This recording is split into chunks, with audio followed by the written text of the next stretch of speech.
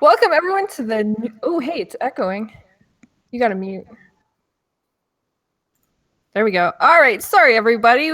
Welcome everyone to the new look of the Console Corner. I am SheWulf, your host of the 38th episode of the Console Corner. On this week's no, I already screwed that one up. There we go. Shut up. On last week's show, we talked about Call of Duty IW. I was gonna say AW. Welcome everyone to the that works too. And so much more. This week we will be talking about Halo Wars 2, Games of Gold, and much more. I'm super excited about these topics, and I hope all of you are excited to hear them. So remember, please everyone, like and subscribe, and please make sure you follow all of these great gamers. Alright, so let's jump into the panel of gamers we have tonight. First, we're introducing two special guests. First off, we are starting with Jez. Hello, I am Jez. How great. That's great. Just simple and easy. Alright. Next up, and actually a first timer to the Console Corner, and that is TheDon. Hey guys, hey, it's the first time I've been on, well actually, second podcast I've been on that's not next, and feels a little strange when I don't have my hype man introducing me, but I'll do my best to keep up with you guys. Alright, cool. Oh, kiss the ring. Kiss the ring. Yep. Kiss that ring. I can try to come up with like some really big like introduction for you, like the great. Wait, why are you leaving? I'm just doing like a The weird man, wave. the man with the chinchilla. He's got a chinchilla. Hey, I used to have a chinchilla. His name was JJ. Oh. Anyways, I have a okay, I have so a chinchilla jacket. I just want to throw in here that your set looks really awesome. Thanks, Like, man. professional. Yeah.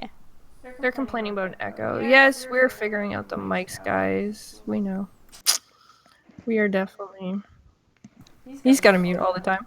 Yeah, I'm gonna have to like do crazy stuff. I thought you had like the whole push to talk. Yeah.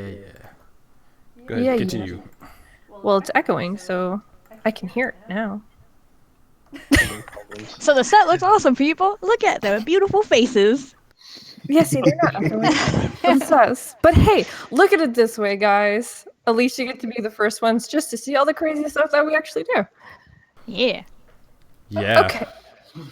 All right, so I still hear an echo. You're not muted. GKB Thank you. needs to mute. That's fine. All right. So moving on to the rest of the panel, of course, we have who is supposed to be here, and I'm a little pissed off at. Yeah. I know. I promise all of you will get to see my ugly ass mug next week. I promise that. What's up, everybody? I'm sorry that I had to leave you and GKB alone in there, but you guys look great.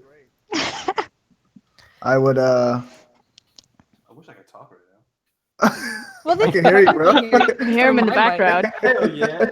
See? Yeah, just yell. There you go. We got this. Okay. So when you want to talk, I'll mute. And when you want to talk, just yell through mine. All right. Yeah.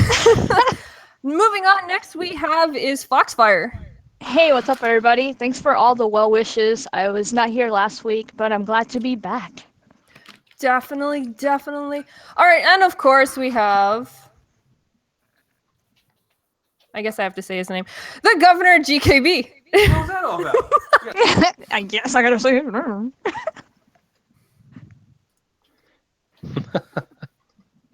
Where'd he go? Uh-oh. Well, no, you're supposed to unmute yourself. This is just like a chat right now. You don't mute, I'll use your mic. Okay, that's fine then. What's up, everybody? Again? Yeah, do it all over again. So, yeah, let's get into this. Alrighty, as we always do, we go down the panel of judges. There we go. We're not judges. Fucking American Idol over here. Alright, so going down the panel of gamers, we will ask everyone, what have you played this week? So starting with our special guest, let's hear from Don. What have you been playing this week? Believe it or not, I actually been playing a little bit of Titanfall 2 behind scenes on the campaign, and it's interesting. It's almost like I would call it a Halo 4 moment where they got the multiplayer incorrect, but it seems like they got the campaign right. So I'm excited to dive a little bit more into that. Interesting. Awesome, definitely awesome. Next up, we have Jez. What have you been playing this week? I have been playing Battlefield 1 because it's amazing. And I can't stop playing it because it's amazing. And it's amazing, and everyone should just go and buy it right now. I've also been playing Don't buy it right now. Gwent beta. Oh shit! What? Yeah, Gwent Standalone, which is Xbox Play Anywhere title, which is a bit weird to call it that because it is free to play, which makes it Play Anywhere by default. But the cards that you unlock roam between Xbox and PC via your gamer tag, so that's pretty cool. I've been playing that; it's very Nice. fun, addictive. How does it compare against Hearthstone or something like that? Hearthstone is in deep trouble. That's all. Really? Ooh. Wow. From the I'm not a big card player guy, but like those animations and stuff look pretty cool because they're like live animations with the cards, right? Yeah, it's the special cards are like sort of animated with a parallax effect. Okay. So it's hard to describe. It's kind of like some of the Witcher 3 cinematics have this sort of parallax comic book sort of style. yeah. And some of the cards have that sort of animation as well. And it looks really, really awesome. It works really well. Some of the cards have like animated attacks, similar to Hearthstone, I guess. But the cool thing about Gwent is that it's actually going to have a single player campaign as well, with moral decisions, boss fights, like the Witcher 3 main game. But except all the battles are card battles with like voiced card battles as well. So it's something unique. It's going to be beefier than Hearthstone. So I think that's a really cool game to showcase Xbox Play Anywhere with. Does it have like the potential to like get competitive over like Hearthstone has a competitive circuit now? Oh yeah. Well, we'll have to wait and see about that. Depends how like balanced it is and all that sort of stuff. But that's the whole point of because it's available in closed beta on Xbox Game Preview. So Nice. Okay. if you signed up to the beta, check your junk mail for keys and Check stuff. that 'cause it junk. might be in there. Make sure you check the junk mail. Yeah. That's Oh. pretty awesome. What about you, Brutal? What have you been playing this week? Guys, this indie discussion is going to be the best fucking indie discussion. The game that I've been playing this week is awesome. I've been playing It Slain. better be, bro. We'll get into it later. I've also been playing a little bit of Battlefield. Played some Advanced Warfare. What else did I play? Oh, and I've been playing some WoW too. Which shout out to That Jez World for War. saving. Shout out to Jez for saving my life the other day. Oh. I couldn't find my BOA gear anywhere, and he Oh. let me know that there's like a new there's a new menu that you can pull stuff from. So Yeah. I spent literally hours trying to find my BOA gear and all my other characters. So that was awesome, man. Thank you. No problem. Awesome. What about you, Fox? What have you been playing? No surprise to anybody. If you follow me on Twitter, I've only been talking about Gears and Battlefield. So of course, that's what I've been playing. Battlefield looks fucking beautiful, and Gears, of course, is just fucking awesome. And I had an awesome time playing with everybody on Game Time. We played Battlefield all the way till late 1 o'clock or something like that. And so everybody's awesome. Thanks for coming out. And it was awesome gaming with you guys. I know you were so great. You like saved my life because I was sick. I was dying, and she saved me. Hey, as long as you're feeling better, you sound awesome, by the way. So yeah, You should see my nose. It's actually really red. But I can see it from here. I'm kidding. I know everyone can see it now. All right. So what about you, GKB? What have you been playing? Everything. No, I've been playing a lot of Battlefields. Honestly, I've been working on a lot of the set and everything this week, so I haven't really been doing too much gaming. But yeah, cool. Awesome. I don't know if did you guys hear that? Just about. Just about. I don't know them, but okay. Heard GKB? Yeah. Yeah, yes, we heard him. Okay. Alrighty, we're going to now move on to the news. Oh wait, that's me. Yeah, that's you. Go ahead. All right, let's keep.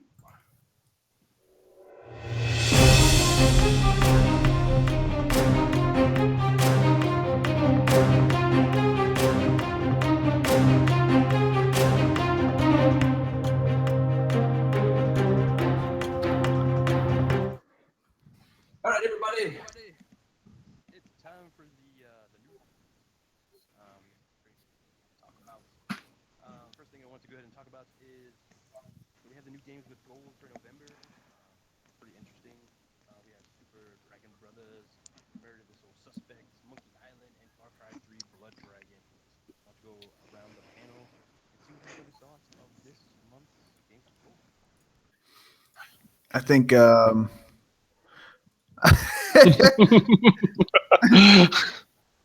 continue. Far Cry. As weird as that title is, I love that. I love that Far Cry. I love the style of it. So although I've already played it, I don't really like. I'm not a big person that goes back and revisits games too often. But anybody who hasn't played it, I would suggest going and trying it out at least. I think it's more of a niche taste than most of the Far Cries, but I think that you guys should definitely go check it out if you haven't yet. The Super Monkey Island, I don't know what that is, and I've heard good things about Murdered, and I want to try that out. Has anybody else played Murder on the panel? Because I haven't played it at all. A friend of mine played it, and she likes it a lot, but I know nothing about it personally. It's supposed to be good though, yeah. Yeah, I've heard the same. I've heard it's a good game. A lot of people that I've seen that have played it said that they like it a lot. So I'm excited about that one. I'll be playing that one for sure. The others I probably won't pick up, or I'll download them, but I probably won't play them. Yeah, I think these ones are pretty interesting overall. There's a lot of gamer score for me that I could be able to get with these. I thought the coolest one is Far Cry 3 Blood Dragon, and Murdered Soul Suspect, because I haven't played either of those, so I'm kind of pretty interested in playing those. Hopefully I'll have some time this holiday season to be able to play it, because we got a lot of freaking games coming out, so I don't know. I was talking about this on my own podcast earlier. There's just so many quality games coming out. I totally forgot Gwent was coming out. And then I get an email saying, "Oh, here's your key." I was like, "Oh man, more games? Really? Oh man." First world problems. So really is first world problems. I bought XCOM 2, and I love XCOM so much. I've only done 3 missions. I just don't have time to play. I know, right? It's crazy. Drowning in games. I haven't even got through the campaign of Battlefield 1 yet, so I'm still working on that. Yeah, I started it. It's pretty awesome, actually. Yeah, it is I was pretty good. surprised how good it started out, so I can't wait to finish that. The intro to Battlefield was so impactful when it was, showing you through the soldiers' eyes and then switching between them. Did anybody else feel like me when they were playing that, and I just wouldn't die for the first part, and I'm like, what the hell's going on? I can't go anywhere. What the hell? And then I finally got killed, and I'm like, oh yeah, that's what was supposed to happen. Just keep fighting them off. I tried to do that because I heard you talking about that, so I'm like, I'm gonna survive like GKB. Nope, I fucking died. I was like, man, get out of here. I died straight away. I got burnt up. But yeah, regarding the whole games with gold, I think they're all pretty good because for me, I don't have any of those. In a way, because I kind of do have the Far Cry game on the PS3. I got that for free a long time ago. Started it, never kept playing it, so I could finally have it on the Xbox and play that some more if I want to. So yeah, for me, they're all pretty good games. Yeah, they're smaller titles and stuff, something to play on the side. Nothing to go crazy about. But yeah, I think they're pretty good because I don't have them. Yeah. So I want to, before we continue, thanks everybody for all the awesome comments for the background and all that kind of stuff. We're trying to push the show as far as we can with what we can, and I appreciate it. Sorry if the voice is not meeting up to how I'm saying it. I have to use push to talk, so we're trying to eliminate the background feeding of the audio and all that kind of stuff. So we're working through it, guys. We will eventually have this mic whole thing down.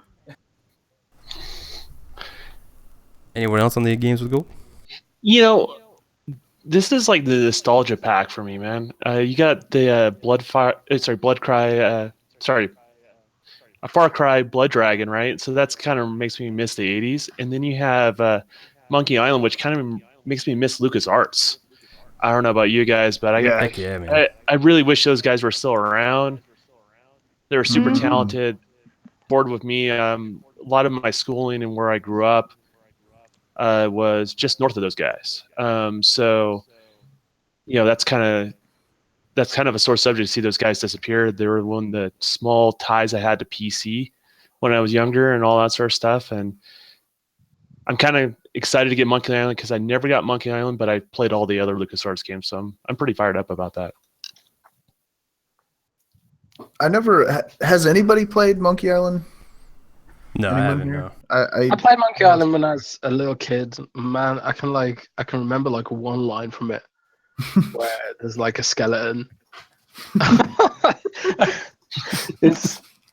I'm terrible.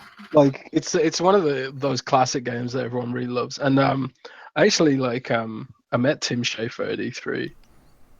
I shook his hand. Oh, that's cool. Like, thanks for your awesome games. And he's like, oh, thanks. Who are you? So that was surreal, meeting Tim Schafer, bro.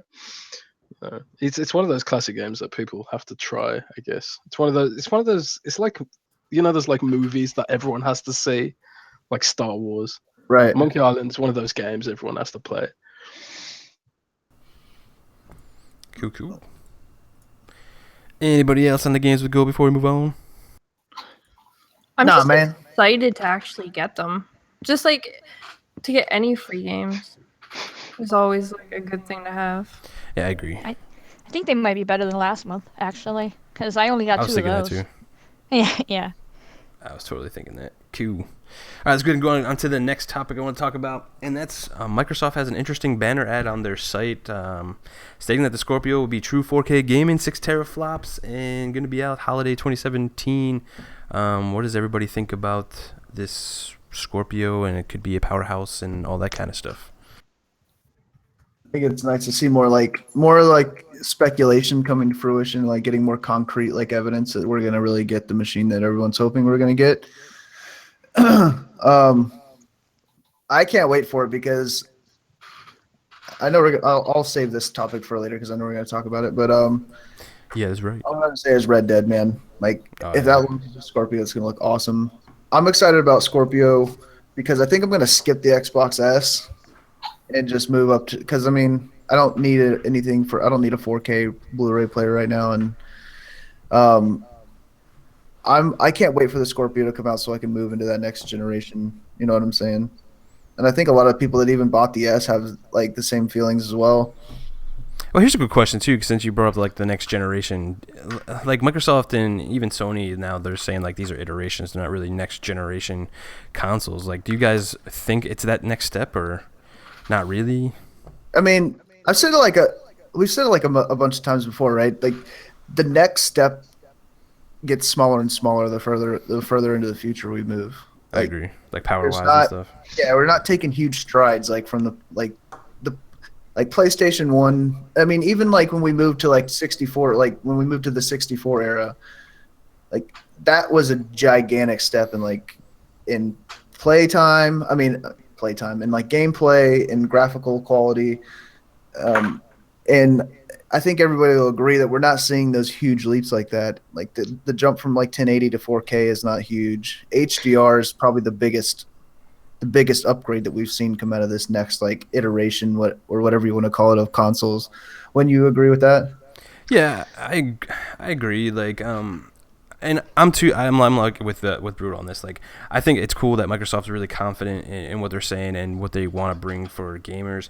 I'm worried that, I personally don't think every game is going to be 4K 60 FPS on the Scorpio, and I'm worried that they keep pushing this narrative of 4K 60, 4K 60, 4K 60, and then the first game that doesn't, what we're going to see in the media and everything else, that look, it's not as powerful as they said, and they're going to shit on it. Right, absolutely.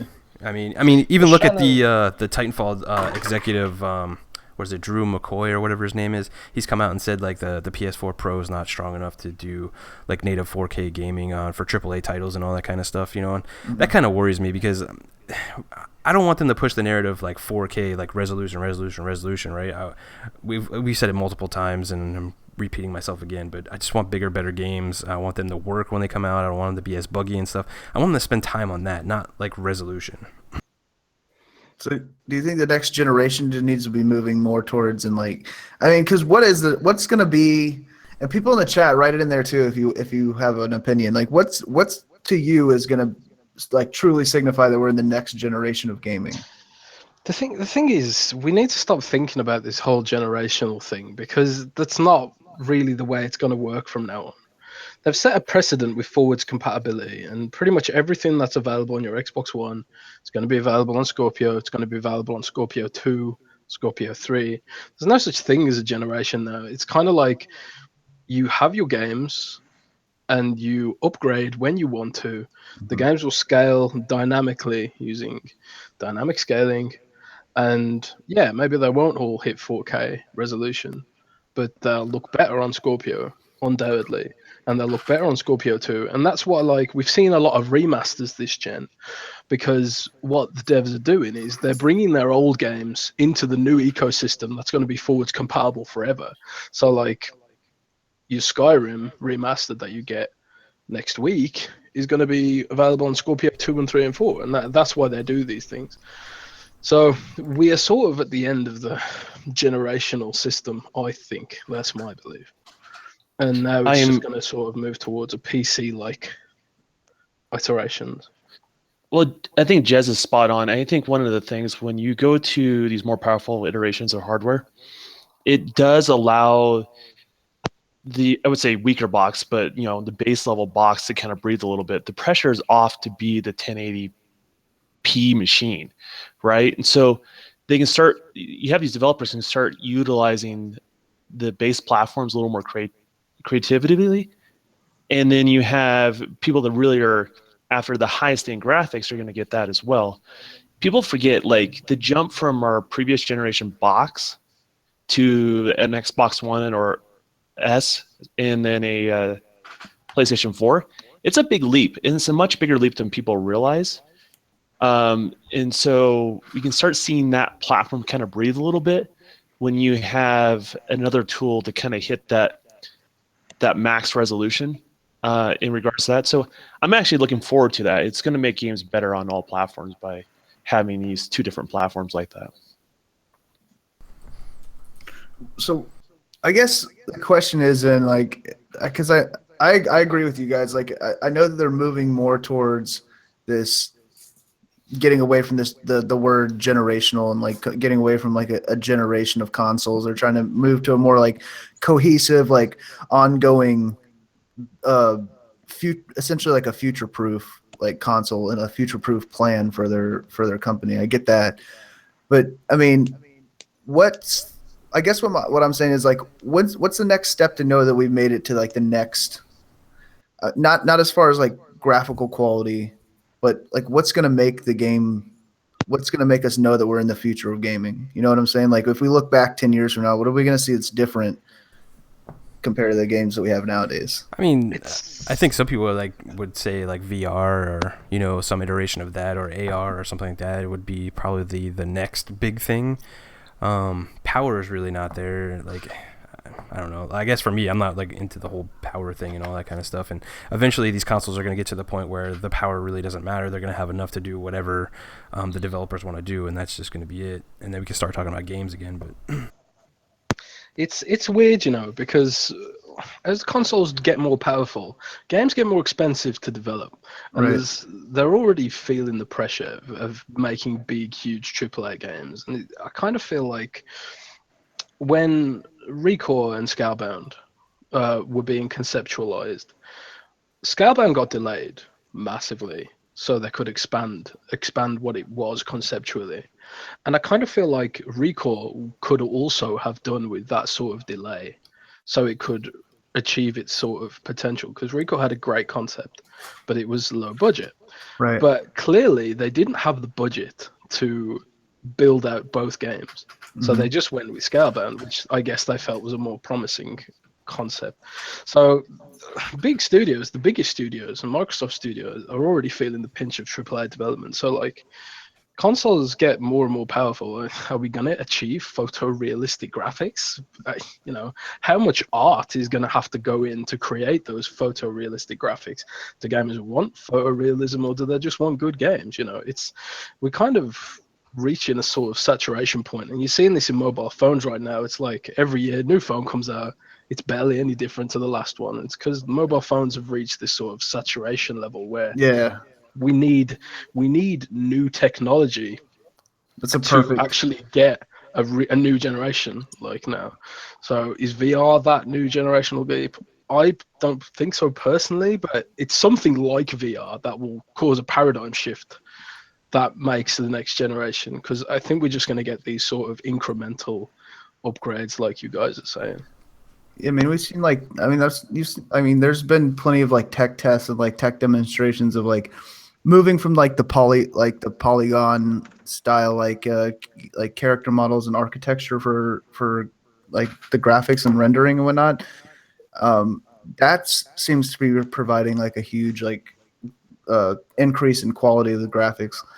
But at the same time, there's not, like you said, like we're in the mobile phone example you gave was exactly like how I think there's that level of saturation where we're like the step is getting cut in half every time we try to make a step forward. And with that being said, like how long is it going to take before we get that next move in technology, like you said, Jez, to where it's a true like paradigm shifting movement to where it's going to change the entire foundation and groundwork that people build their games on in the future? Well, it's interesting we talk about this, and Microsoft are a very forward-facing company, and Satya Nadella, who's the CEO of Microsoft, recently gave an interview, and someone asked him, "What does the ultimate computer look like?" And he said that it's when you just look and see holograms. So that's where Microsoft are going. They want to create holographic projectors or something like Star Wars and stuff like that. So it's going to be that level of futuristic tech, I think, before we get to a true generational leap at this point. Well, I think a lot of people don't realize what caused the generational leap from the PS2, original Xbox era to what we had last gen. And in reality, most of those games were running sub HD, actually. They were upscaled. So one of the biggest things that gave things a little more grand scope and scale was a tech called normal mapping. And it's a highly advanced like 3D mapping where, you know, when you look at a traditional like a bump map straight on, it gives it a kind of a raised edge look, right? And creates shadows and things like that. But normal mapping, when you look at it at different angles and from the side, it actually maintains that detail. It's not lost when the object's rotated. You can see examples of this like when you play the first Gears and you see those levels where it kind of loads in the textures and they kind of pop in on the 360. That's what it was loading. It was loading not only the texture resolution, but the normal mapping. So, you know, that was the big quantum leap that made that previous generation. This generation, it's refinement. It's going to be the higher quality level lighting and shadows and all this sort of stuff. I mean, that's really the difference of what our hardware today is doing in comparison to, say, a movie special effect. That's really the only thing that's separating that. So it is a gradual thing. You're not going to see that hard line going from hardware to hardware anymore in those graphical steps. So it's going to be iterative gameplay. I think it's really, I know we all joke around about the cloud, but I think the cloud's going to play a big portion into this. That's a good point, man. We've seen when it's taken away. Yeah. Like Titanfall too. Right. Like when that's taken away, we all noticed it, right? We want it back, right? So, and we're going to start seeing it in Crackdown. I think Crackdown I'm excited. Actually, that's one of my most excited titles for next year is Crackdown, because I know what that tech can do. And if they pull it off, it's going to be a game changer. Yeah. It's true innovation if they pull it off. That is like something that hasn't been done before. And that's the sort of innovation that we're talking about. Yeah. It changes the way developers. Sorry, go ahead. Sorry. Big shout out to everybody watching. Over 90 people. That's awesome. Love you guys. Woo! Thank you very much. So a bunch of dudes here talking a bunch of tech. Let's get these girls in here real quick and see what they got to say about this Scorpio stuff. All right, I'll jump in. Yeah, when it comes to the Scorpion stuff, I'm more interested in the bigger worlds, more details. Obviously, if it looks prettier, that's nice too. But I'm just happy that Microsoft is really confident in what they're going to come out with.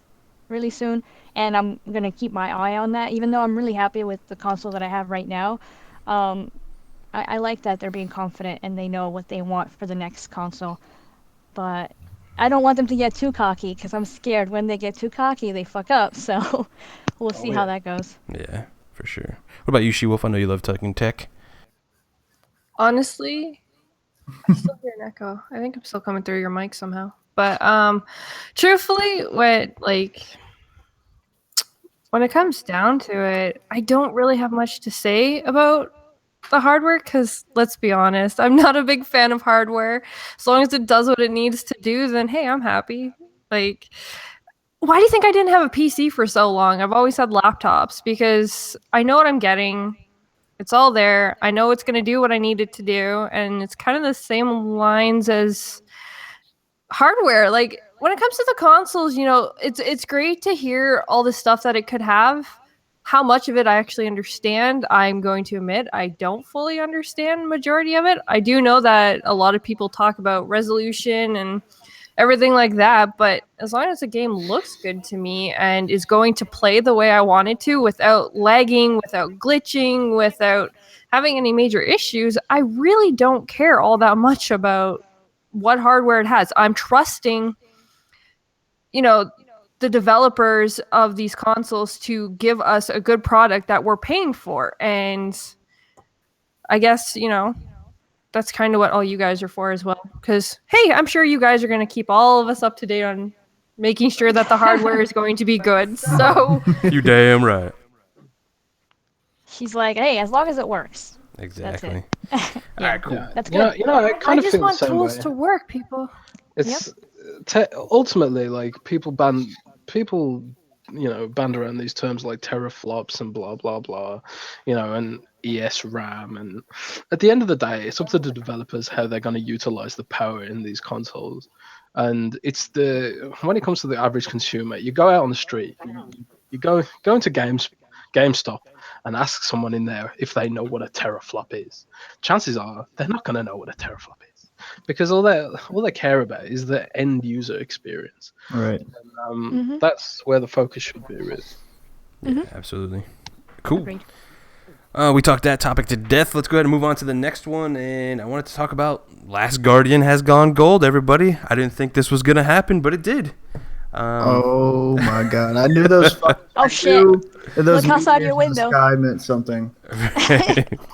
Did someone pigs. screenshot that to make sure that it's all over there? Because this is like a moment in history, people. How long have they been waiting for this game? 10 years now? Forever. But Years, yeah. what does everybody think about it? And do we think it's going to be making a big splash when it comes out here soon? Or Yeah, this is awkward, but I don't even really know what it is.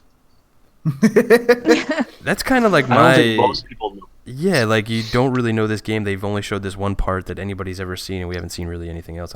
It's got a big No. fluffy thing in it. That's It's got the It's dog never. thing, Yeah. oh my god, I knew his name. Falcor. Falcor. Falcor, yeah. That's what I was about to say. It's got a giant Falcor, just a little more done up than Falcor. It's like a Griffin style version of Falcor. Yes. And but I think, is it going to make a big splash? Absolutely. This game there have been people waiting on this forever, and it's going to make a splash in two ways. It's going to come out and people are going to praise it, and then that it's finally here. There's going to be a select group, I don't know how big it's going to be, that are going to love the game. And the biggest splash of all is going to be the overwhelming amount of hate that this game is going to get when it comes out. And it could come out and surprise everybody, you know what I mean? But there's going to be a select group of people also that are just going to, whether or not the game's good or not, it's going to get bashed just because of how long it took. And I think we talked about this a while back. There's like that fine line where you can tease a game and present it to the people, and then it gets to a point where it falls off. Now, I'm interested in seeing how much more publicity this game's going to get leading up to its release now that it's officially gone gold. I think we're going to see a lot more of it coming out soon. Do you think so, or do you think Sony might be a little gun shy with No Man's Sky kind of thing and all that kind of stuff, since it has been in development hell for ever? Dude, they have to have. Anybody that's putting a product out on the market has to have confidence behind it. Now, whether that confidence is well placed or not, that's a different story. But they have to, like, you have to push a game to be confident about. Now, granted, hashtag Sean Murray, don't go out and lie about the game. And Does anyone know if this thing has a collector's edition? Like, do you get Yeah, the little Falcor guy? Like, is I want that- him as a statue. I'll buy it if they give me him as a statue. remember we saw those pictures and it was that like fake or something? Remember it had that thing, it looked like an ashtray, and it was a picture of the Guardian, and he was like, it came out a few months ago. We saw it. I'm gonna have to go. I'm gonna Google it. Hold on. There's like I made a joke that it looked like it was sitting in my grandmother's like figurine cabinet at her house. Like it was an awkward looking merchandise, but I don't know if that was fake generated, but I mean it looked legitimate. Man, big shout out to almost 100 people watching us right now. Stop being stingy. Hit that freaking like button. Let's go. Thanks for hanging out, everybody. Chat's Wow, going, are you crap gamer now? chat's, Yeah, for I'm votes. e-begging like a mofo. I don't care. chat's going off tonight. Like a mofo. Awesome. Like it's just good Yeah, seeing a they're- bunch of people they're- having good conversations too. I've seen some positive stuff in there too about like The Last Guardian. People are pretty excited about it, so that's really cool too. I'm excited think to that- see what it is. Like, you know what I mean? Go ahead, Fox. I didn't mean to cut you off. I was just throwing that in there real quick. It's okay. I was just gonna say I don't think it's gonna be promoted though. Like I think it's just gonna be like finally it's out. Okay, here, take it. You know, I don't think it's gonna be like posters everywhere, everybody talking about it. The people that might hype it up the most are the true fans, so they're gonna make sure their voices are heard on YouTube or wherever the case may be. People that get free reviews and stuff like that, they're probably gonna promote it as well. But other than that, I don't think PlayStation's gonna push it really. I think they're gonna push more Call of Duty than anything else. Yeah, that makes sense. All right, quick question. So I see that there's like 2 different ones. There's one where he's laying down and it looks like an ashtray, like you said. But then there's another one where he's actually like standing over like a waterfall, and it actually looks pretty cool. Is that a legit So or is that? I don't like- know. That's why I'm wondering. Does anyone actually know which one? Which Where one? are you seeing it at? I just googled the image. Oh, It's apparently sold out on Amazon, so there's no post for it anymore. So I don't know how else to find it. I'm looking though. I'm looking. But From what I I know saw, someone that like, stands. the gameplay of Last Guardian from like the select people that have had an experience like with it. Apparently, that giant dog guardian thing is a stingy jackass who like doesn't want to listen to anything you say, and that doesn't sound fun to me. But, Yeah, it's almost like a child, like where you have to train him a bit, and then I think as the game progresses, he gets better and better. But at first, he's kind of not like wanting to listen to you and stuff like that. So Would you want to listen to a little boy that always just went, eh? the that's a animation, gameplay choice. I mean, the animation of that kid bothers the shit out of me for some reason.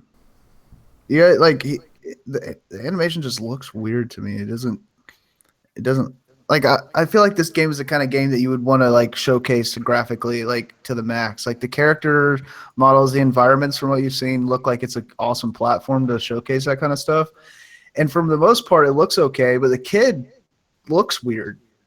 Like, do you guys know what I'm talking about? Does it look strange to you? Out of place, sort of thing.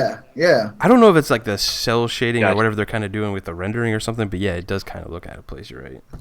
Yeah, it looks almost like cell shaded, like Yeah. not like Borderlands style, but it looks off. Anybody else want to chime in on the Last Guardian before we move on? No. All right. I'm pretty sure this is going to be the Last Guardian. I mean, when it comes out, this thing went through development hell. I mean, this is longer than Duke Nukem, or is it the same length? I mean, I have a feeling we're just going to have a repeat of that. yeah. I don't know about you guys. No, you're probably right. You're probably right, man. Well, finally, yay, it's out. Yay, it's out. It's gold. Yay, it's coming out. All right, so on to October 26th, Microsoft will be holding their Windows 10 event. So I want to go around the panel and see what everybody thinks they're going to be showing. Let's go ahead and start with Jez, since he wanted to talk about this a lot. Well, I know there's going to be Xbox. Well, pretty sure there's going to be something Xbox related. There's people from Xbox are there. Major Nelson's there. Some people have been invited, that sort of thing. I'm not expecting a lot from the Xbox side of things, but it should be interesting. Even if you're really into Xbox, and the Play Anywhere stuff, I'd definitely tune in to watch that. because I think that's what they're going to be pushing on the Xbox side of things. Beyond that, it's just going to be Surface, all Surface devices, Surface PC, Surface, maybe new Surface Book, maybe new Surface Pro tablet. Something Are they called going to be doing that Surface like all-in-one Dial. Surface like PC thing? Yeah, Surface All-in-One. That's pretty much confirmed. That's going to be what's shown. Surface All-in-One's kind of going to be aimed at creative types. So it's going to be like this big screen that you can lay down flat, you can draw on it, and that sort of thing. But we've also heard that it's going to have a GTX 1080 GPU, which means it'll Yeah, I be heard a that. beast for gaming. Yeah. So if you've got a lot of money, Yeah, you pick up that Surface it's gonna be a lot of money, man. Yeah, it's going to be like. It's going to be really high end, like iMac level prices, probably maybe even more. My question to you, Jez, is what about Windows 10 features? Is there anything like we're going to be getting that we don't really know? Like I'm on the insider, like the Windows 10 thing too, and the last couple updates broke a couple of things, but they've since fixed that. But any new features coming that we might get excited about? They are going to show off new Windows 10 features. Not really sure what exactly. One of the things that we think they're going to show off is this Windows Home Hub thing. So kind of like the Amazon Echo. That might Nice. also have an Xbox connection, like, hey, Xbox, turn on the lights or something like that. So there might be like a home automation platform coming out of tomorrow's event as well. And Xbox Nice. will tie into that, You probably. think that they're gonna try to stick with the Cortana throughout the entire system, or It's hard to say, probably, but it's hard to say. I'm not sure if Cortana's where she needs to be to power that kind of experience yet. right? But I imagine it would be what they want Cortana to do eventually. But Yeah. You'd think that they would have to keep moving in that direction, right? Like I wouldn't assume like because they've kind of centralized everything around, not centralized everything around Cortana, but kind of made that the main staple as far as like automation stuff goes or like voice recognition goes now. yeah, definitely. Letting like Amazon, like the Echo, I think it's Alexa or something like that, like letting those move too much further ahead. Yeah, I mean, Kind of it's put them on the weird. back burner, you know. Microsoft's in that same interview I mentioned earlier with Satya Nadella, he also said like one of Microsoft's biggest mistakes was to assume that the PC would always be the hub of the house. Now, for Xbox users, the I mean, if you are invested in Xbox, then you might be using your Xbox to turn on your TV, to navigate your TV. Mhm. You know, it's more likely that Xbox could be the central hub of your house, especially if they want to like connect. Because there is a Philips Hue app for Xbox One right now, so you Really? can control. Yeah, you can control your Philips Hue lights from your Xbox using a UWP app. So that functionality is probably something they're going to push tomorrow with this Surface Home Hub or Windows Home Hub. Don't know what it's going to be called yet. See, now that's kind of cool, Jez. Like if I could talk to my Xbox and be like, "Yo, Cortana, turn the lights on," or something like That's that. the That'd be sort kind of of cool. functionality they're looking at. So it's going to be completely hardware focused. There might be some new Windows 10 features. I know there's people from the Windows team going to be there, so just have to wait and see. Don't expect too much for Xbox. I think they would be smart to tease Scorpio again to remind people that it's coming because, PS4 Pro and all that. Right. And just be like, yeah, PS4 Pro's coming out, but, don't forget Scorpio and stuff like that. So it's going to be a fun event, I think. If you're a fan of Microsoft ecosystem, Surface, Xbox, and Windows, it's going to be fun to watch. Yeah, I'm a big fan of Microsoft, but I'm a big fan of tech too. So I'm gonna be interested to check that stuff out, especially the Surface line. That's really good stuff too. Yeah. No Surface phone though. There Ah, might be some kind of new wearable as well, maybe a watch, but not a Surface watch, like a third-party partner, like a HP watch or something. So we'll have to wait and see. Anybody Do you think else? I was gonna just ask, do you think we'll get to see any KOTOR if they're gonna announce it? There won't be any games tomorrow, definitely. Yeah. No games, IGN no and Xbox. GameSpot would be there if that was the case. It's mostly tech press that's there, so like we're there, Windows Central's there, The Verge is going to be there. Tech. It's mostly tech blogs that have been invited. I don't think it's not an event it's not as big as last year's event when they announced the Surface Book, I think. Because last year they announced the Surface Book at a similar event in New York, and nobody knew about it. It was a big secret and stuff. So that wasn't even rumored. They kept that secret really well. So who knows? Maybe there will be a big secret thing they'll show off. Maybe Yeah, it could be. You They never could do know. anything. Microsoft's share price right now is so high. It's like above $60, which I've never seen it that high since I started blogging about Microsoft like 2 years. So they've got it. Their Surface sales figures are crazy, and they're gonna put that into overdrive tomorrow. Sweet, super excited. Anybody else want to talk about the Windows 10 before we get into the games and stuff we want to talk about? No, I'm just looking forward to that thing that's like a home hub kind of thing. That's Yeah, really that's pretty interesting. cool. I saw that in the article. I was looking into that. But other than that, I mean, it's just Microsoft, cool tech and stuff like that. So I'm going to check it out. Either way.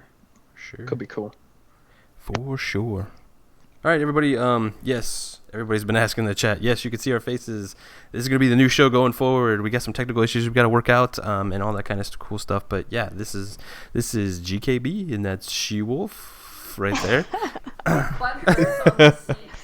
All right, so we need some new seats. Okay, I gotta do more work. Cool. So let's go ahead. Get some lazy boys in there. I know, right?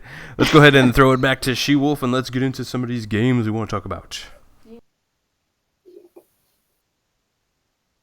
All right, guys. Other than my butt being sore we're sitting on metal chairs. Like, it was the worst Oh, idea no. to pick these chairs. It really was. Like, we have these really. Don't freaking point at me. It was not me. It was you. You Well, gotta we get were some supposed to DX promo here, Racer so there was chairs. supposed to be 3 chairs. Like, we actually have computer chairs that I should have brought in because, oh my god, does my butt hurt on this thing? Okay. Next week you're gonna be like, God damn it, I wish you never came. I cannot wait for next Probably, week. but I that's can't wait for okay. next week either.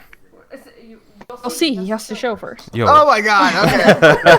I'm She going won't to believe keep- it until she sees it. Exactly. And let's be honest, it's the Halloween episode, so hopefully we'll be like dressed up or something. It'll be funny. Okay. Getting on to the topics. So before we get into the juicy parts of the show, let's first bring up a topic that, we've been hearing a lot about, but we haven't exactly got the opinions from this panel of gamers on it. So let's jump into the Nintendo Switch. And what does everybody think about it? Lame. Well, that was an really? easy. That was an easy reply. Nah. It's an interesting concept. I think it's smart of Nintendo not to try and take Xbox, Right. PlayStation head on. They're doing their own thing again, doing something a little bit different. It's spiritual successor to the Nvidia Shield, which is a gaming tablet powered by Android, I believe. So it's an interesting concept. I thought the trailer was stupid, personally. Yes. Like, who are these young professionals gaming on rooftops? I just can't imagine that scenario. Like, you're sitting there with a cocktail glass. It's like, oh, let's play Mario Kart. It's just such a stupid trailer. But people love it because it's Nintendo. I seriously think Nintendo get away with so much stuff. Like, their consoles are region locked. People lose their licenses between generations of virtual console. Like, my brother, is invested in Nintendo ecosystem. And the amount of times he's had to rebuy games across the ecosystem because the lack of compatibility and stuff like that. I just asked him, why do you keep rebuying it? But with Nintendo obviously making a killing, and they do make great games. That can't deny that fact. But man, their online services and their systems leave a lot to be desired, in my opinion. So I am skeptical of the Switch, to answer your question. Do you think that do you guys all right, let me ask you guys this question. Do you think that the Switch is too ambitious? Not really. I mean, if you look at it like basic level, it looks just like a Wii U. Honestly, like I don't really think it's that ambitious. Honestly, I mean, I guess like the ambitious part I'm trying to get at is like, do you think Nintendo has too much faith in the fact that people want to take their games mobile, to the extent that they build an entire console around that idea? honestly, man, like. I've been thinking about like mobile like for the longest time, but the reason why I don't really get into mobile is either it's too big or not powerful enough for the games I want to play or how I want the games to look for me to personally enjoy them. I think this is going to be a step in the right direction, and I don't think anybody else is going to be doing it but Nintendo. But you know, it is good. Like Jez said, like they played it really smart, going in their own like niche market that they done so well with in the past.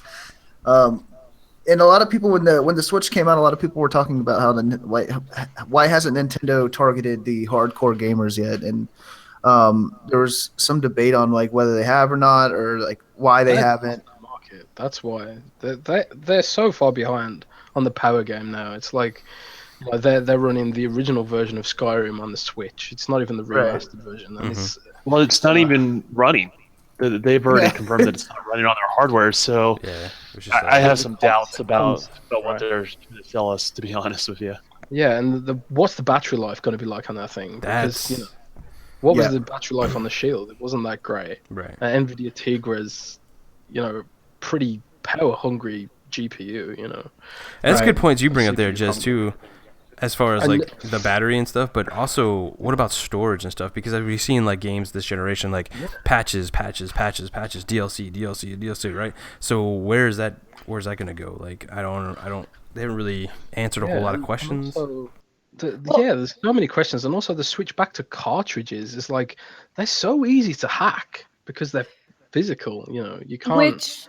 With that, there's also the problem that they're not doing any form of backwards compat kind of stuff. So you can't use anything from, like, say, a Nintendo DS, or you can't use anything from a Wii U. So pretty much everything that you've bought, whether it's like different games or whatever, they're all useless. You're gonna have to buy all new stuff.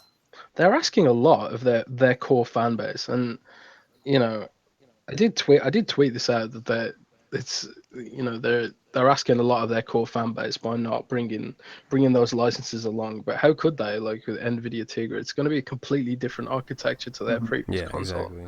So they can't do it. But at the same time, it's like, why would they even go in that direction? You know, and also I still don't really believe they get mobile gaming, because I travel a lot, right?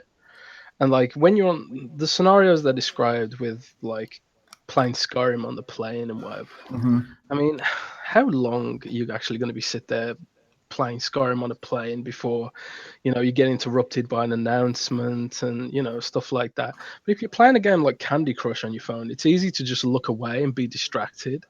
But if you're playing like a core game like Skyrim, it's not a very fun experience, in my opinion, with the constant distractions going on when when you are mobile.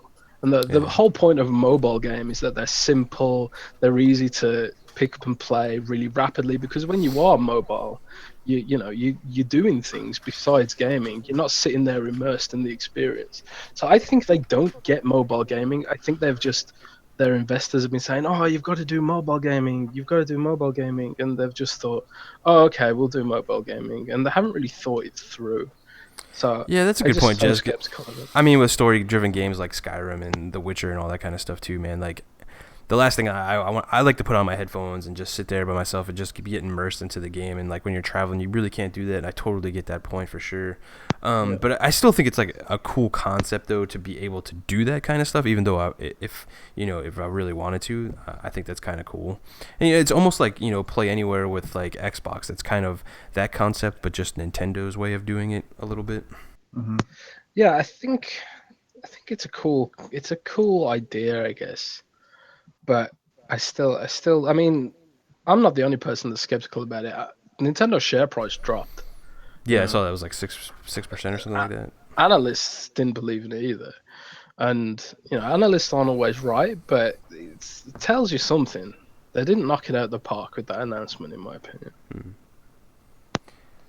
I think, can we talk about some of the game, like that Mario game that we saw? A lot of people are like commenting on the Mario or not trailer, but that little glimpse of gameplay we saw. Like, I know that you're a big fan of Mario, GKB. Hell and I know a couple other people on the panel are big fans of Mario as well.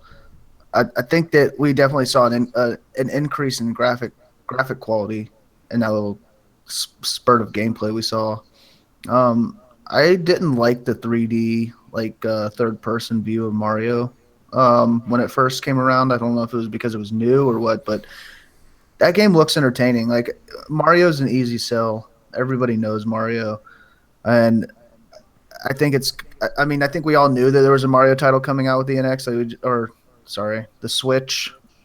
But do you guys think that game looks like something you would want to play, or do you think Mario is just another run-of-the-mill game coming out? Not enough chainsaws. Like, for me, I think it's a game I'd like to play. Like, I like Mario 64. I like the Galaxies and all that kind of stuff. I thought that was like really fun stuff. I definitely played, but what really captured me was the Mario Kart looking game there. I loved Mario Kart when I was like a little wee lad, but but yeah, man, I'm super excited. Yeah, yeah. And but yeah, I think it's really cool, man. Like, I thought they did a really good job. Like, what I also liked about the commercial is kind of like spoke to me as a gamer and stuff as well. Like, I didn't see any kids on there. I know Jez didn't personally like the trailer, but I thought it was pretty cool and I thought it was interesting. Like, usually, you see them like with kids and playing games and all that kind of stuff and whatever and whatnot. But it was interesting they switched it up in that respect. Right, exactly. Even if it was like completely fake. Yeah, nobody really does that kind of stuff. Yeah, I totally get that. But I thought it was cool. I really like the design of it. I didn't like this huge logo that was on the side of it. I didn't understand like we need this like ginormous like logo on the side of it. But I like the matte finish. I thought it would be cool, and they kind of I like the way they went with that, not like some shiny, whatever gets a bunch of fingerprints or scratches easily. I like the more Black Wii U. Yeah, I like the more like durable look to it with the matte finish and all that kind of stuff. You're gonna take it on the go, so you want it to last and stuff like that. So I thought they did a lot of good things well. It looks premium. Like the quality of like you said, the build quality looks solid. One thing that caught me off guard, and I don't see how practical it is when there's like two people splitting each controller and you using them as like tiny little remote controls. Did you see that part? Yes. Yeah, he's like messaging me. He's like, it stopped working. Your stream's not working. I didn't do anything. It literally just stopped.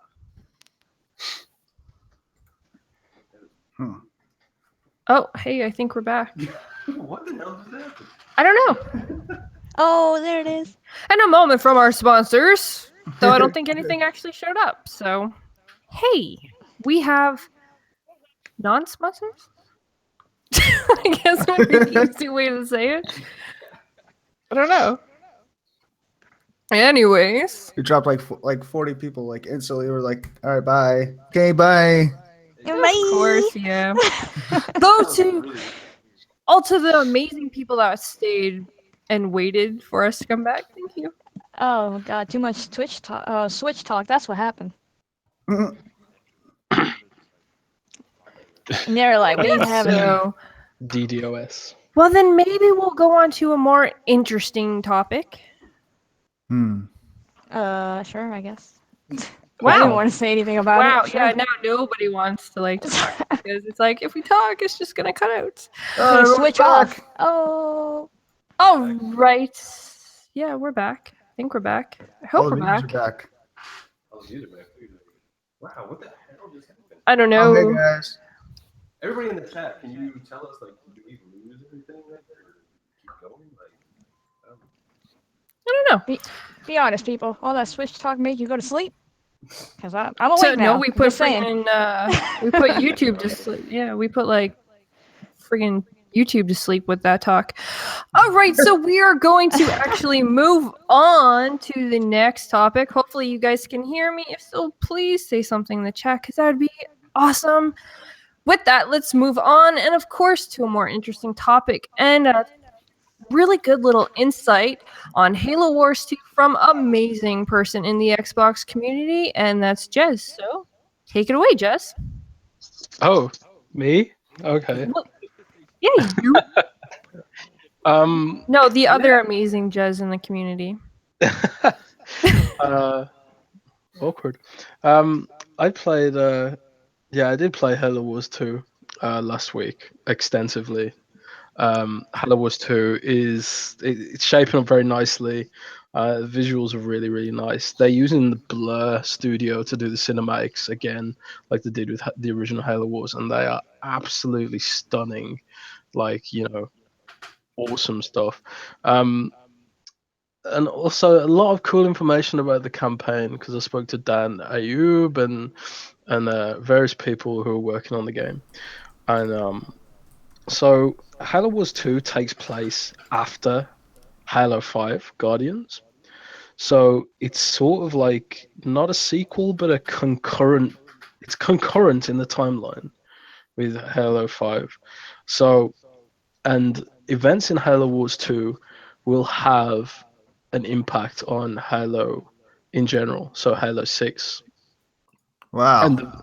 And the villain, Atriox, is this super brute who's not just strong but also really intelligent. He's being built up to be a major franchise villain. He's not just a one-off for Halo Wars 2. He's going to be like a big, scary, evil dude. And in the trailer I saw, which is actually a cutscene from the second level, Atriox defeats 3 Spartans by himself in hand-to-hand combat, which is crazy. Wow. So they are building this guy up, this super brute. The guy that you can see in the picture there with the big red gravity mace on the screen. So that's pretty cool. Beyond the campaign, I also played this new mode called Blitz Mode. Now, Blitz Mode is something a little bit more like MOBA, like League of Legends, sort of. Yeah. So it's card-based. You have a deck of 11 cards, and each card represents a unit. You can spawn those units at any time, and the games are all sort of domination-based. So, and also you build up your card packs. You don't have to build a base. You don't have to do all the base management, real-time strategy stuff like you do normally. In Blitz Mode, it's just fast-paced action, 5 to 12-minute games, domination style, capturing points, spawning all sorts of units, using airstrikes and all that sort of stuff. So it's really fast-paced and really fun. And also there's like a horde mode, Blitz, where you just fight waves of AI enemies, and you can have like up to 2-player co-op, I think. So it can be like you can focus on spawning units, and your friend could focus on making a support deck with healing units and stuff like that. So there's just a lot to it, There's a lot to Halo Wars 2. And if you buy the Ultimate Edition, you get Halo Wars 1 Definitive Edition as well, which I played. Yeah. I have a quick question. For people who aren't really big on RTS games, would you say that this game would actually probably change people's minds on this? Well, that's an interesting question because I'm not big on RTS games myself. And I did play Halo Wars 1. And I thought it was pretty cool, but like, RTS players want this sort of this level of complexity and depth. And I think if you do go into multiplayer, you are going to get that sort of complexity and depth that RTS players expect. But if you do just want to experience the campaign and check out the story, because it does look like it's going to be really cool. There's a new AI called Isabel, who's like, she's really, really interesting. There's all new characters and stuff like that. And as I say, if you are interested in Halo Universe, it is going to have implications. I think you'll get a lot out of Halo Wars 2 just by playing Blitz and the campaign if you're not a massive RTS fan. It feels like Blitz mode was designed for people who aren't typically fans of RTS games. Maybe they enjoy top-down shooters a bit more. It still has strategic elements, but the fact that it's like got 2-player co-op and also this PvE mode where you can fight waves of mobs like Horde mode, that makes it really compelling for non-RTS players. So I do think there's a lot to offer. If you're a big fan of Halo, but not necessarily a fan of RTS, they have taken that into account with the game's development. Yeah, that's what I liked about the Blitz mode is it seemed very arcadey, like mobile-liked, and I think it would gravitate to to more players that don't really get into the RTS, because RTS at its core, man, there's a lot of resource management and, you know, taking care of a lot of things and managing a lot of things all at once. And games can get pretty long, especially if you're playing some really good players and stuff like that. So I thought it was a great mode to get people on board with that game for sure. Yeah, and they do have like they are gonna have skill-based matchmaking for the multiplayer mode. So That's cool. Like the idea is like you get into blitz mode, maybe you learn the units, learn their strengths and their counters, and then maybe you want to try the real, you know, hour-long sessions of RTS mode in multiplayer. Maybe it serves as a gateway to play that. Mm-hmm. That more complicated mode, you know. Their idea is to try and get more people into RTS with blitz mode. Skill-based matchmaking is a really big deal too. I like that fact too, because if you're a new player getting into this, you don't want to be face rolled by like some really good player and stuff like that, or getting matched up to these. No. You're not gonna have fun, right? So you want to play people on your skill level, and I really like skill-based matchmaking for sure. Yeah, definitely. Oh, and also one more interesting point about the campaign I want to make is, because I don't know how you guys felt about Halo 5, but I like Halo, but I'm not that into the backstory. Like, I don't read the books and stuff like that. I didn't have a clue what was going on in Halo 5 at the start. Like with Halsey, like why she got one arm, you know, all this stuff. Because I didn't play the Halo 4 missions that explain some of this stuff. Right. And I was sort of confused by Halo 5's plot, personally. And I asked them, like, to what extent are people going to have to like know the learn lore and stuff? Yeah, like, are people going to have to play Halo 1, 2, 3, 4, and 5 to get Halo Wars 2 if it's a sequel? And they said no, it's going to be this sort of self-contained story. So Halo Wars 1 is a prequel to Halo... Halo Wars 1 is a prequel to Halo 1 Combat Evolved. And at the end of Halo Wars 1, minor spoilers incoming, the UNSC Spirit Fire, which is the ship from the game, they end up stranded in space, and they end up stranded in space for 28 years in cryosleep, and they wake up at the end of Halo 5. So they don't know what's happened between Halo 1 and Halo 5. They don't know. So this new AI called Isabel has to explain to them everything that's happened, you know, the war with the Covenant, what happened, and all that sort of stuff. And so as she's explaining to the crew, Captain Cutter and the crew, what happened, you're also recapping the entire Halo right mythos. So you're catching up and stuff. Yeah, so even if people like me who hasn't gone in depth with some of the, you know, Halo backstory, it can get really into Halo Wars 2, and it just feels like a good primer for that sort of game. I'm glad they're doing that too, because like what you see with Gears of War 4 and stuff, where they did that prologue and got new Gears people that are playing the game, got them caught up to the story and what's going on and stuff. So I think that's really awesome. That's really good stuff. Definitely. I think the game looks fantastic, man. I loved Halo Wars 1, so I'm on board. I'm gonna get that day one for Halo Wars 2. So I'm super excited about this game. It looks really good. Halo Definitive Edition Halo Wars Definitive Edition is really good as well. They haven't just done a resolution pass. It's like got new effects and you know, new UI and controls and stuff like that. It's really, really, really good. That's really good stuff. Anybody else want to talk about some Halo Wars 2? I've always thought that Halo has done a really good job with making standalone games that fit well. Like, aside from the fact that, I mean, granted that their story, that if you want to experience a full storyline, there's a lot of lore and stuff that goes unmentioned in the games, but they mention just enough to where you can pretty much keep up with the storyline of Halo. But at the same time, they've done a really good job, like I said, with making standalone games that are entertaining either way. But I think that a lot of Halo's impact is the stories, is the dramatic effect that Halo's story has presented to us since we first like met Master Chief and everything like that. So I think any type of like ramp up to get people into it, to get people into the story, is going to do nothing but help the game. I'm really happy to hear that they're doing stuff that actually affects the Halo universe outside of just Halo Wars 2. Because I'm a huge fan of Halo. I'm really excited about Halo 6. I'd like to see And as far as Aatrox goes, that's awesome that they're putting in a brute and introducing not introducing him, but I guess it's an introduction, but getting him to be a primary character going forward. If I understood you right, Jez.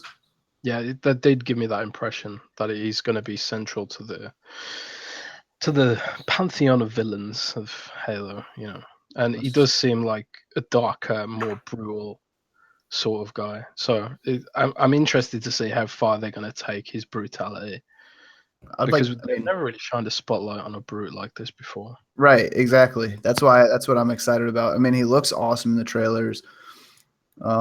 I think he's going to be a good character to build off of. I think there's a lot of stuff that they can do with the brutes that they haven't done. And it's going to add. I need somebody like when this game releases to like copy all the cutscenes for me and then just make it into a video, because I'm really not an RTS fan. So I'm kind of like, maybe someone can just make me a whole video of all the cutscenes so I can just watch them all, and then I'll be super happy because, like I said, I suck at RTS games. I really do. I'm pretty sure you're going to find that because they did this for the first one. So we're good. Someone should do it for like every Halo. Like they should just go through like every single Halo and just. Oh, come on! Now that's just straight up. I'm fine. lazy now. Movie, though. Think about it. That'd be a cool movie. Just actually have like one after another and actually have like just all of them. It'd be long, but I think it'd be a pretty cool movie. There is one of those. I'll find it for you. Oh, you should. Wow, that's just straight up lazy right there. You should give Halo Wars 2 a chance, because honestly, the controls are pretty intuitive. With the controller, because when I went to 343, they had like PC set up and Xbox set up, and they were like, "Which version do you want to play?" I was like, "Yeah, I just want to play the Xbox version," And you select all the units with the shoulder buttons, and use the D-pad to spawn to show menus and move around with X. It's intuitive and it is fun. I give it a chance, is what I'd say, because I'm not a big RTS guy, and I'm pretty excited for Halo Wars 2. Well, then Jez, do you know on if your it's a play-in preference, game? I'll definitely check it out then. Definitely. And XBot, of course, I'm sure everybody knows him. He said that YouTube's got it, so I'll definitely go check it out. Though I've seen I have played the other ones. It was just kind of the Halo Wars series stuff I've never played, so. It's the ultimate. I heard Xbox reads that to his children as a bedtime story. I believe it. Oh, and Halo's awesome. asked if it was a Play Anywhere title. Halo Wars 2 is a Xbox Play Anywhere title, and so is Halo Wars Definitive Edition. So PC games will get Halo Wars 1 for the first time as well with that bundle. Oh, yay! Awesome. Thanks everybody in the chat for that awesome one spam there. Everybody likes the new format of the show, so that's cool stuff. Sweet. We just have to work on the mics now and work on the chairs because these chairs suck. And yeah, I got work to do. I got it. All right, what are we talking about? You need a recall poster in there as well, SheWulf. Yeah. Salt in the wound there. Salt in the wound. It is. I wanted one so badly. There should be a Gears of War poster back there, but I have it. It's mine. Oh, I should have grabbed my Gears console. Dang it. Oh, see, there's a fail. There's a fail. Well, hey, we got Destiny for Mooch, so. And he's not even watching, so. I know, right? I was gonna say, yay. Where'd that Mooch at? Where'd that Mooch at? Were we on in discussion? Oh, yeah. I was just gonna say that. Get ready for that in discussion, people.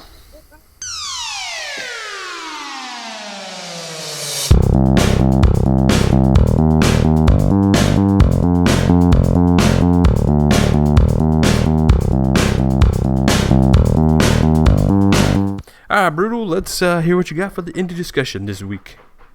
Man, this is probably my favorite game that I've done on indie discussion, except for Hyperlight Drifter. We are doing Slain by Wolf Brew Gaming today, or Wolf Brew Games today. Slain is a reiteration of a previously released title that they did that didn't do so hot on Steam. They had a lot of feedback. From what I never played the original one, but from what I've read, they fixed pretty much everything that people asked for. The game is if you mixed a let's see here. If you mix like a fantasy metal band with Dark Souls and Mortal Kombat, that's what you would get out of Slain. It's a side scroller adventure game. Like A little bit of Metroidvania platforming. type. Yeah, Kinda. yeah, it's definitely Metroidvania, Castlevania style. It is absolutely, it's so violent and it's so brutal, but it is so entertaining and it's super difficult as well, which is right up your alley, GKB. I know you like the difficult games. Heck yeah. It's super satisfying. What's that? This on Xbox? Yeah, they released it across all platforms. I've never heard of it. It looks pretty awesome. It's really, really fun. I picked it up a few days ago. I played through it on the last boss. Can you let everyone know how much it is? $14.99. So it's a good price point. In my opinion, it's worth every penny. I had a blast, an absolute blast playing it. It's super grueling. Everything, and I mean everything, even the stuff that's supposed to help you will kill you in this game. The environments are done really well. The soundtrack is awesome. You're essentially like this almost Norse, like Viking type god. You're kind of like a guardian that gets brought back, and you're tasked with going to like cleanse the land of like all this corruption that has taken over it. It's the soundtrack is awesome. It's the soundtrack's all done by a really well-known bassist for a band called Celtic Frost. I really like metal music, and they did a really good job in incorporating that. The soundtrack's awesome. My favorite part about it is it's not just run and keep slashing. There's some technique and skill to it, as well as it incorporates both kind of like a magic spell casting and your melee style combat as well. So it has a little something for everybody. GKB, I know you like the more melee style combat games. There's a surprising amount of depth to the gameplay as far as like which style you want to play with. There's different weapons you can choose. Different areas kind of encourage you to use specific weapons. So they did a really good job with guiding the player to really experience everything the game has to offer, while still keeping it feeling fresh throughout, so you don't feel like you're just droning on and on through like a meaningless game. I'm trying to think of anything else that I missed. Chicken just called you out, bro. What'd he say? He's like, you're gonna do a preview game anytime soon on Indie Discussion? Maybe, Chicken. Maybe. Didn't you do We Happy Few when it came out? No, I didn't do We Happy Few. I think we all talked about it. I think I think we just talked about it. Yeah. Hyperlight when that came out. It was about the same time, wasn't it? Anyways, Probably. So would you say that this is a good Halloween game with, Oh, yeah, next looks week awesome. being Halloween? Yeah, it's horror. It's gory. It's violent. It's awesome. It's action packed. Super cool. It's dark. It's definitely a good. bloody. Yeah, Yeah. it's bloody for sure. It So is. it's not Fox's kind of game then? If you think of if you SheWulf. think about like what metal music is, like this game is metal music in a video game. It's awesome. Like every time you kill a boss, you have the chance to honor the rock gods, and you just like start. It's fucking cool. They did a great job with this game. I can't recommend it enough. Sweet. So you're telling everybody go pick it up? Absolutely. Heck yeah. I liked it. I know when we watched the trailer like a couple weeks ago and stuff like that, man, we were like, oh, this game looks really cool. I mean, Yeah. we're into indies and stuff like that, so we play a crap ton of them. So I can't wait to pick it up and go ahead and play it. You guys are like indie kings. I know, right? No lie. For sure. No, I saw the gameplay for this. I thought it was awesome. When then he's like, "Oh, it's hard. It's challenging." I was like, "Oh shit." Turn off. I was like, no, but it looks great and it looks It is awesome. really I challenging. like side scrollers. It's fun. Heck yeah. Cool. My only complaint is that it's maybe not long enough. Yeah, what are you looking at? Like 4 to 6 hours, maybe? Less? Playing it well, 4 to 6 hours. Constantly dying But- probably long. Yeah, I mean, there's an achievement for your first when you've died for the first time, and it says, and the name of the achievement is "Get used to it." I love those Wow. achievements. Definitely. You said Dark Souls earlier. It makes sense. Yeah. Yeah, I love me some Dark it's Souls. it's hard, but it's rewarding too. So go pick it up. Good stuff. It's a nice break from the usual.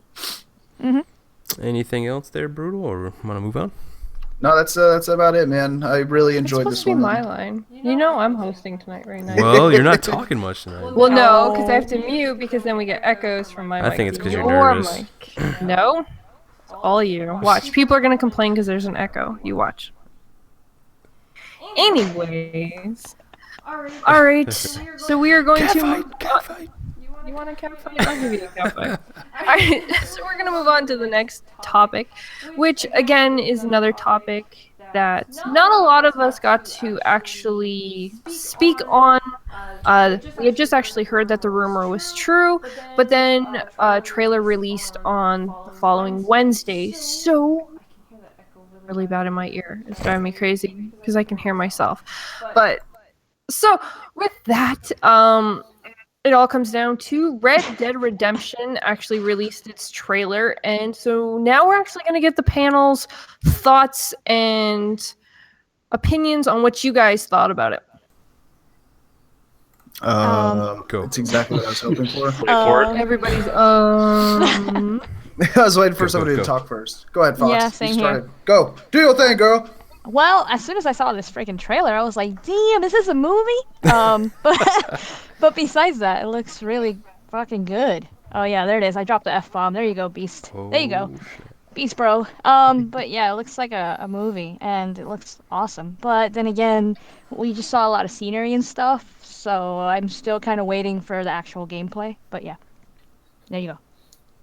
Yeah, for me too. I thought, leading up to it, they were like giving all these images out and stuff, and we're like, oh yeah, it's gonna be Red Dead and all that kind of stuff. So that's like the most requested like back and pack game. I think that was on the list. And then we got to see the trailer. It's really just like kind of a teaser, not really a trailer to me. Yeah, I hate teasers. I hate him. Yeah, I mean, we got to see some cool stuff, like the whole wooded area and everything looked amazing. If it's like that vast of a game, I think we're in for a treat. We're probably in for a treat anyway. Come on, it's Rockstar and all that. So It looks like it's gonna have a lot of details in the game. I forgot this one scene that we saw, but it looked like it was a lot of details in there. the town part, like when they Yes, zoomed into that. the town, yeah. Yep. That. I enjoyed that too. It looked cool. It has like this Magnificent Seven kind of vibe to it, which I'm kind of digging. I thought that was a great movie, so I'm into it. I think it's gonna be great. I can't wait for it to come out next year. Hopefully. Do you guys think it's gonna get pushed back at all, or you think Rockstar is gonna release it this next I year? have no idea. I'm gonna be Interesting. realistic. I think that it'll probably get delayed. I mean, that's just pretty much every game that's been announced has been It's the delayed at some nature of the point. beast you know? nowadays. Whether it man, gets like delayed with or the not, Scorpio coming out like next year and all that kind of stuff, you think? I know it's like a PS4 marketing and all that stuff, but still, I mean, that's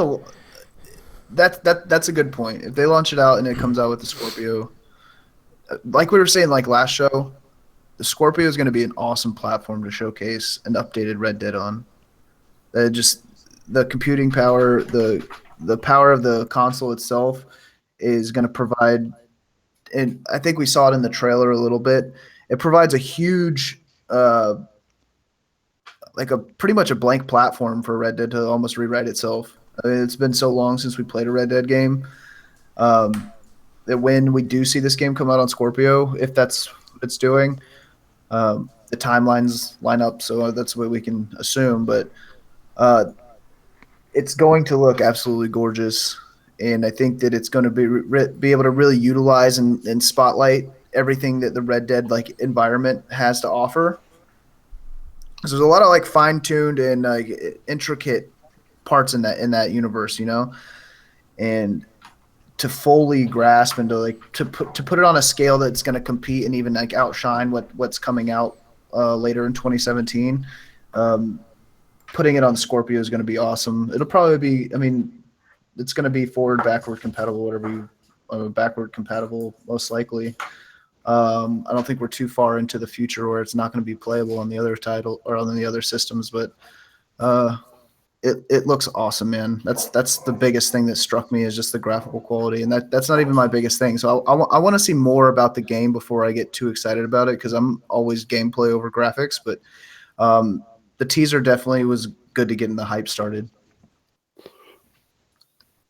Well, it's typical Rockstar fashion, right? They always do a little teaser pretty Yeah. far out like a year out, and then to kind of show you more, to kind of remind you that it's still coming. And they kind of have like almost a formula to announcing their games and releasing their games. And for like I'm not into cowboys and robbers and all that sort of stuff. Like that's like not my genre. But to have a genre like that you're like, hey, I want to play, even though that's like not what I'm into, shows a lot to their talent and what they actually have. Hey Don, are you into GTA? I'm not. I actually don't like GTA at all. I know I'm with you, bro. I'm not a big gamer. Yeah, I'm not a big GTA. I need with focus. You know what I mean? You More know linear. where you're gonna go. Yeah, what you're exactly. gonna do. Yeah, and I'm. They're getting better at these open world games. Not only Rockstar, but other people, where they have the side quest things that are optional, but they kind of let you know where here's the main story quest, right? And then you can just if you're one of those story guys, you want to kind of just go through the game, and then maybe mix it up to if there's like a leveling up system, that sort of thing. But yeah, I'm really interested in what they're going to do with this. I think the medium as like gaming in general has evolved into a place where I think Rockstar and we've already seen them blossom, but I think we're going to see them blossom even more, which is kind of cool. I agree, man. I'm with you on all those statements about like GTA and all that kind of stuff too, man. I'm more like linear focused. I don't have a lot of time to like do a whole bunch of open world stuff and stuff. I usually just kind of move on to the next game because I just don't have time to complete it. So yeah, man, totally agree. Anybody else? Yeah, I'm still playing through Assassin right now because of it. Exactly. I'm like, God, my thing is I didn't play the first one, and I do like how this one looks. Like I love the Western thing, and we've been watching a lot more actual Western shows. And you're snapping. Oh, we got a little friend who's trying to get on the screen, I guess. But yeah, we've like been watching. What's that new Westworld? That one's that's a really amazing like Western show, and of course the Magnificent Seven that GKB was talking about, and we've watched some other ones recently. So it actually made me pretty excited to see this game and to see what they're going to bring with it. So to actually get to play this one.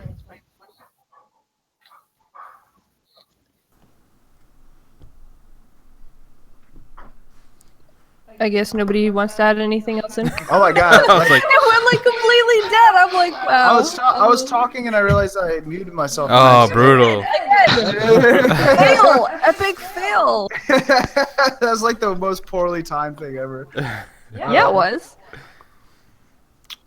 There's not much to say about Red Dead. It's just Game of the Year 2017. That's it. Yeah, I agree. Nothing's going to touch it. Nothing's going to touch sales. Sales, Nothing's going to touch it in quality.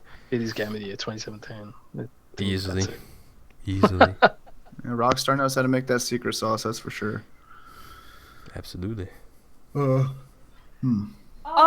so... Oh, hold on. Okay, I'll just talk really quietly so that I'm sorry. I'm trying not to like. Everyone complains about the echo. All right, so we're going to actually, instead of jumping into another topic, we're going to jump into another segment, which is actually going to be led by Fox. So take it away. Hey, what's up, everybody? I know you guys missed Foxy Deals last week, but I'm back. Finally. And I guess how am I going to spend my money? The right way, and I'll tell you how. And here we go. All right, let's start with Xbox deals with gold. They have a lot of games on sale, and some of the ones that stood out to me were Destiny, Hitman, and SheWulf's favorite, Mighty Number 9. Oh yeah, that's a great game. And so those games are on sale. Also, Mighty Number 9 has some DLC on sale, really cheap stuff. So besides that, though, we have Shocktober, which it's available right now all the way to the 31st. I almost said first. And you can get some games on sale for up to 50 or 67% off, like Alien Isolation, a whole bunch of Resident Evil games. Nobody surprised. Dying Light, Dead Rising 3. Ooh, Dying Light's on sale? Yeah. And I think it has everything. And together. So if you need the expansions and everything like that, A or lot the of good DLC, Halloween games. yeah. And Dead Rising 3, State of Decay, what else? The Bunker, which I know we've talked about on here. So that's on sale. And I think the best deal out of all the ones I saw for Shocktober was Outlast for only Ooh. $6.25. Ooh, nice. So that one has the DLC and everything as well. On the PlayStation side, we have some PSN discounts. Not that much to say for regular games. What stood out to me was Hitman and Game of Thrones Telltale series, like the whole thing. Nice. Other than that, they're having their own Sale of the Dead deals Sale over of the there. Dead, what? Sale of the Dead, yeah, 75% up to 85% off if you're plus. So on there they have The Walking Dead season 1 and 2 from Telltale. They also have Outlast, but that one's a bit more pricier than the Xbox One version. Layers of Fear, Resident Evil games, of course, and Dead Rising 1 and 2. So those are the games that are on the consoles.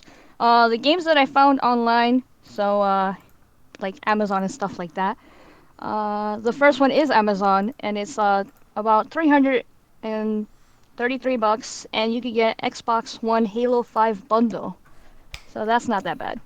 And if you don't want the console and you just want Halo 5 limited edition, that one's $31.99, which is I think the cheapest I ever seen it.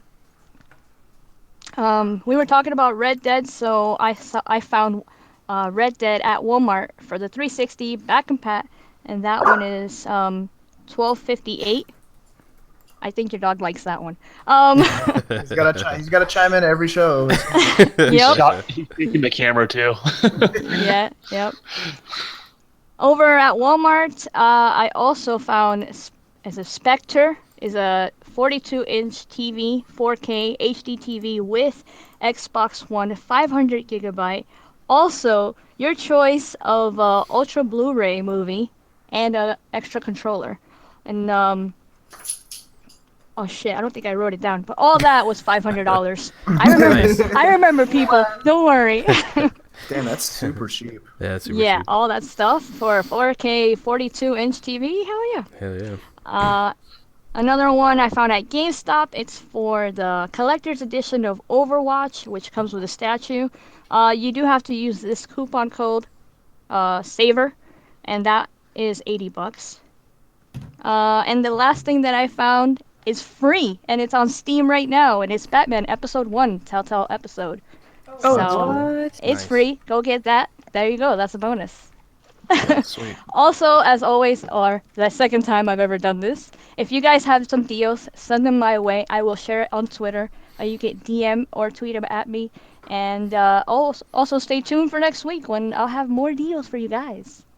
Yeah. Heck yeah. Back to you, SheWulf. She used my line. Alright. Oh yeah, and all the links are gonna be down below. Sorry. Yes. Obviously, as Fox just said, we will make sure we put everything down. I can actually point now.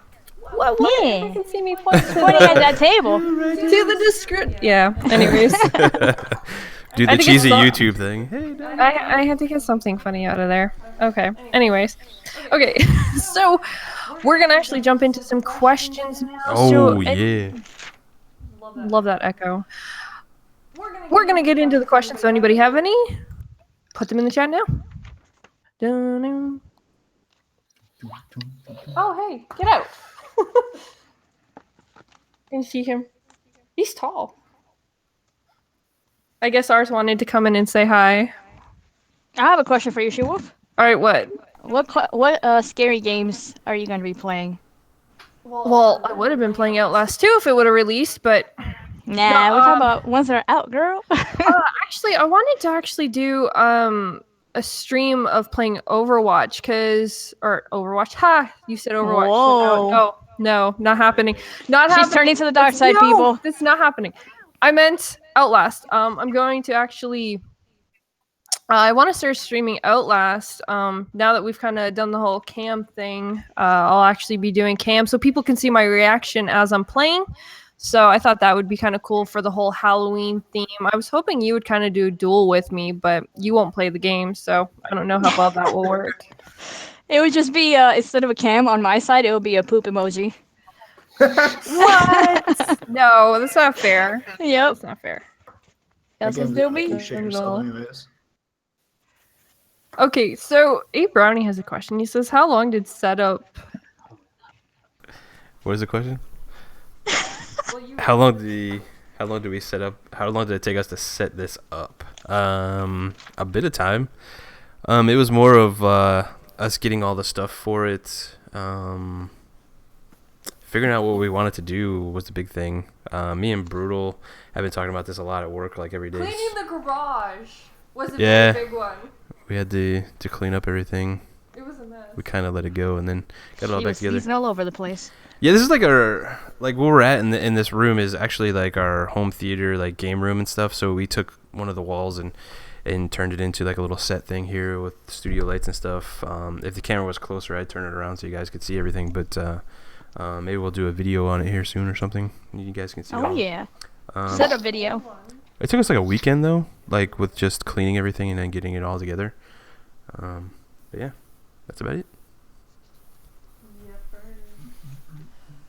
Okay, so hopefully you guys can hear me on your mic, which it kind of sounds like a bit of, I don't know, maybe it's just me with the echo. Triple Cup Chuck says, if you have... Turn your mic on. I muted it, so that way we're not... She's on your mic, echoing nerd. off of yours. Oh, Just share. Get closer to the mic. here. Do it. Okay, I don't know if this is actually going to work, because now it just looks like I'm talking as GKB. Maybe I can be crap and have some, like, weird... Turn your like- mic on. Oh my gosh. Complicated life of Hey, come on, it's GKB funny. and SheWulf. Oh, I'm sure it's funny. Everyone's laughing. Okay, so another question is from Triple Cup Chuck. Says, if you had to trade in an Xbox One AAA game... Wait. If you had to trade an Xbox AAA game for a PlayStation triple game, which one would you pick? Whoa. That's a hard question. Hard question. Mm-hmm. So, Like, is that like if we like trade one in that we played to get the experience to play another one if we haven't played it, or like to have I don't know. I think he means more like just like to take a AAA game from Xbox and trade it in but you could only say pick a AAA game from PlayStation. Which one would you pick? I don't know which game I would trade away, but I know that I would definitely trade for Bloodborne because I've wanted to play that game since it came out, and I haven't had the chance to play it. the games I wanted to play on the PS4, like I played Order and Bloodborne, so like right now that's one of the reasons why I don't have a PS4 and stuff right now is because there's just nothing I really want to play on it. Hopefully that changes in the future, but yeah, right now I would say none for me. I would trade the Division's not. Nope. No. I would trade. She's that. like, get out of here.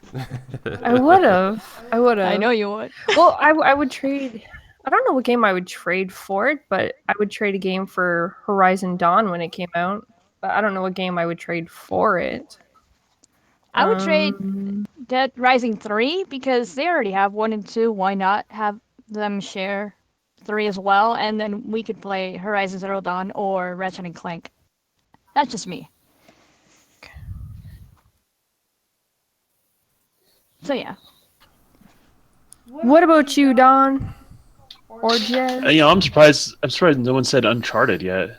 That's their premium franchise, right? And it's the one franchise that Xbox hasn't been able to kind of duplicate, like that story base, single player experience to the same degree as them. Doesn't it kind of the same story, or at least like play style as Tomb Raider, though? It does, but it's Yeah. a different perspective. Just like Tomb Raider comes from a different perspective. I mean, that's their top tier franchise. That's the one I would want to play, or God of War. One That's of their those system two. seller for sure. Yeah, exactly. What I would trade, I would trade that. It's a game that's not even out yet, but it's whatever that dragon game, Scalebound or whatever. Yeah, I'm not interested in that game at all. It seems like almost a game that would resonate more with PlayStation players, so it'd be almost like a win-win across the board. Interesting. We get something we didn't, we kind of would like, and then they get something they would appreciate more. So Interesting. That's a good choice. What about you, Jez? There's not really any PlayStation game I'm that interested in. The Last of Us Remastered, that's a thing on PlayStation, right? Mm-hmm. Yeah. That's a game I always regret that I haven't played because don't own a PS3, don't own a PS4, so can't play it. But it's the one game that always looked really cool because I like post-apocalypse and all that sort of stuff. So I'd probably trade AAA. I've got to trade a AAA Xbox exclusive for that one. Yep.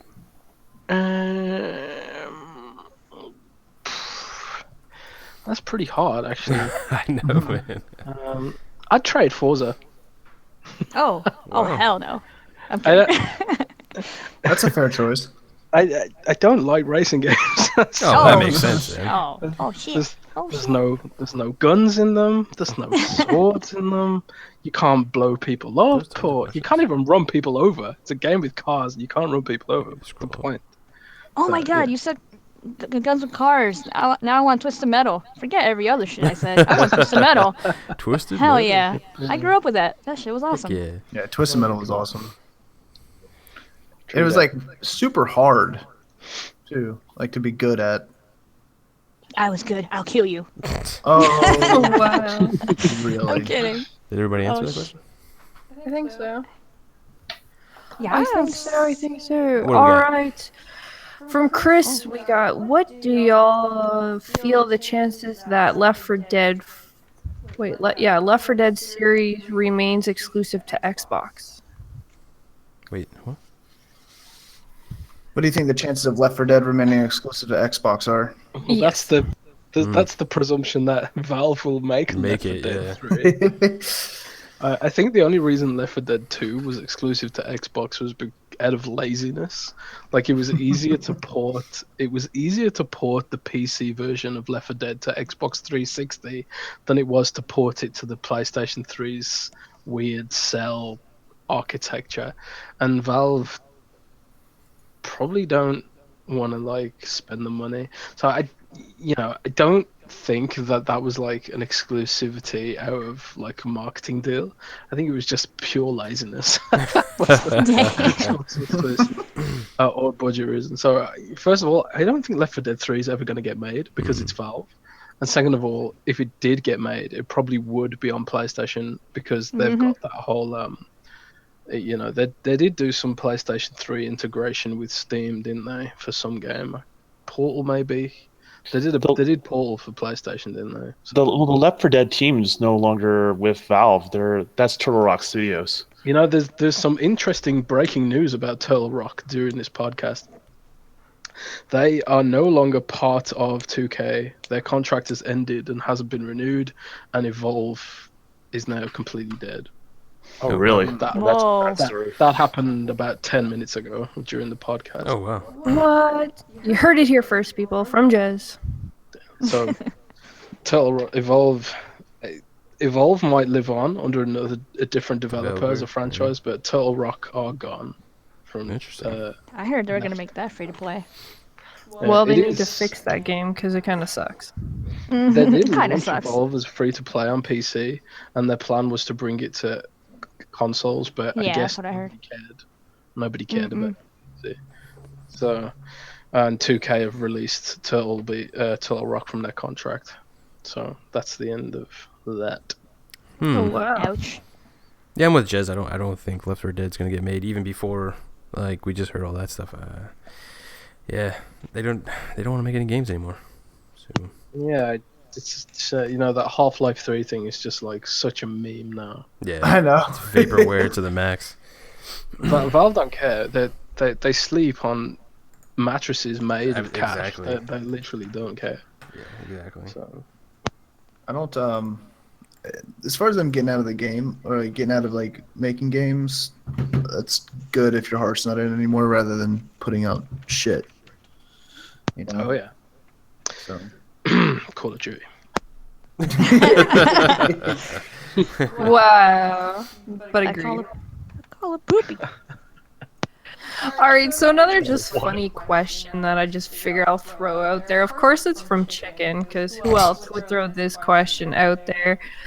Do you put Pop-Tarts in the toaster, microwave, or neither? Toaster or nothing, honestly, is about it. Yeah, toaster Same. for sure. Toaster, nothing. Open I've fire. never heard of Open someone- fire, Open nice. fire. Yeah, I light up the barbecue and toast those suckers Oh up. shit. Hell yeah, that's what I'm talking about, dog. My girlfriend's German, and they don't have Pop Tarts in Germany. Interesting. And What? when she came to England, she was like, "Can we have some Pop Tarts?" And I was like, "What's the big deal about Pop Tarts?" She's like, "I've seen them on TV, and we don't have them in Germany. I really want some Pop Tarts."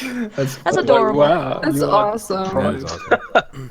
Yeah, so I furnished her with some toaster cooked Pop Tarts. Now I want some Pop Tarts now. I know we don't have any, but I've never heard of anyone put them in the microwave though. I don't think I've ever heard that before. Me either. That's weird. That is strange. Weird. Oh man. It's just weird and strange. There we go. What So if you put it in the microwave, you're weird and strange. That's like making it. Because, yeah, I don't know. That's just Calling weird. people out. We love you. We love you anyway. feel like- Stay watching. We'll love you anyways. Don't worry. You're still weird, about but Bob? we'll love you anyways. Pop Tarts. That'd What? be really What? weird. What? Barbecued Pop Tarts. That'd be really weird. Barbecued pop. Well, Oh, isn't but that? Don says That's it's good. Yeah, that's how Don eats it. Yeah, Yeah, it's isn't over it fire, kind man. of put it over the fire, kind of barbecued? Yeah, it's all good. Crazy. Is that like? Would you just put it on a stick like you're eating marshmallows? Yeah.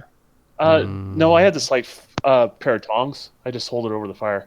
I'm not joking about this. Wow, this is legit. Yeah, it's legit. Like That's why I'm he's the Don. Come on. gonna try that. Yeah, I'm gonna try that so Now hard I'm gonna have next to time. try that because Dude. that just sounds so good. I'm gonna build a Toasted fire in my Pop-Tarts. living room right now. And he wears the chinchilla while he's doing it. Yeah. Don't use the hickory smoke briquettes when you do it. Just straight up regular charcoal. Nice. Crisp lettuce. No lighter Crisp fluid. lettuce in the chat says I wore my Pop Tarts on my PS4. Oh. Well, Interesting. from one of the lady gamers that we game with, she has confirmed that the PlayStation does keep people warm. So I guess She it'd said be it keeps her warm at night. Hey. yeah. So hey, it keeps people warm. So I'm sure it can toast up your Pop Tarts. The joys of the console corner talking about Pop Tarts. Talk about some weird stuff. Yeah. All right. So here's one last quick question, and it comes from DJ. What game is everyone going to be playing on Halloween? Fox pretty much already asked me, so you guys know what I'm doing. What are all you guys doing for Halloween? What game will you be playing? Ooh. I might play through Evil Within. I mean, we gotta take the kids trick or treating and all that stuff, but maybe after that, the Evil Within playthrough again. That's a really cool game. That's a good one. I think I'm gonna play Dead Space. Ooh, Dead Space is another good one, dude. Oh, Dead Space. Two good I'm going to games. play PT on my brother's Ooh, PlayStation. PT. Oh, Nice. Ooh. Yeah, one of the Oh. best PlayStation exclusives right there. Yeah. it's demo. Yeah, I know, I but heard you can rumors only that get it PT there. was being rebooted. Yes or no? I don't know. That's PT being that rebooted. it's a thing again. Mm-mm. I haven't heard anything about that. This is Konami we're talking about. If PT gets rebooted, it'll be like, I don't know, PT of Duty, and it'll be like a shooter or something like that stupid Metal Gear Survive game they got going on.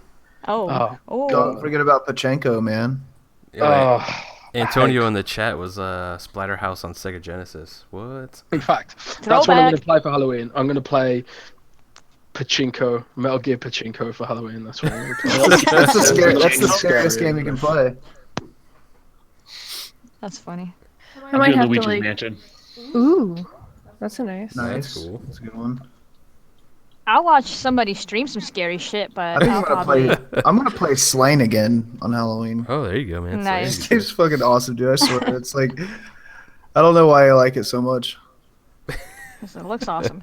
Yeah, for real. I might like. It's awesome. I might download Alice Menace Returns on PC and play it That's a good one too. because I like that game and it's like got its scary. I don't know. It's scary. It's more creepy No, than. it has its creepiness to it. So. Yeah, it's creepy. Yeah, it's You don't have it on 360 anymore? Yeah, we still I have it. don't. This is 360. Chivos. She just They're wants all it back Chivos. like now. I do. I don't think she's played it on her profile. That's why. No, I Nah, played she it on played it online. GKBs. Yeah, that's what I'm saying. I noticed that you have Achievos on it. Mm-hmm. Any other questions? No, it's actually down to that time, so I need to Dang, mute it's so been I that can- time already? Yeah, I'm gonna get you mute so I can do this outro without an echo, and then About that time. is all right, everyone. So I want to say thank you for coming and hanging out with us. I hope you guys enjoyed this whole new little diverse look of the console corner. Hopefully next week Brutal will be here, and hopefully we will be able to do some form of a cool Halloween type deal. I don't know. We'll see. Cosplay.